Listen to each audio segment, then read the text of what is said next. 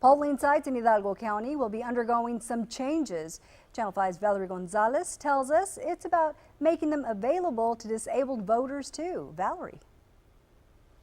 For over a year, Hidalgo County had been working on improving polling locations by making them ADA compliant. Now there's an agreement ensuring access for all.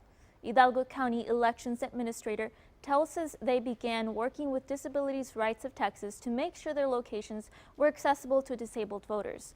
Then the Department of Justice U.S. Attorney's Office stepped in, reviewing 92 locations during the primaries of 2016.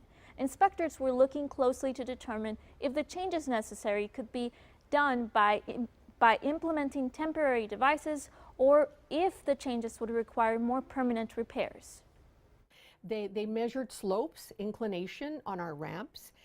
They measured widths. They measured door handles. They looked at all these accessible needs and advised us as to how to make things better for all our voters.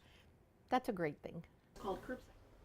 Temporary fixes could include things like using mats over uneven surfaces, makeshift parking spots to shorten entrance distance, or adjusting voting areas to allow for wheelchair access. The elections administrator tells us they have looked at ways at going beyond just compliance. One example is by adding buzzers they hope to have in all voting sites in the upcoming elections. This will allow voters to come up and use curbside voting. In the studio, Valerie Gonzalez, Channel 5 News at 5.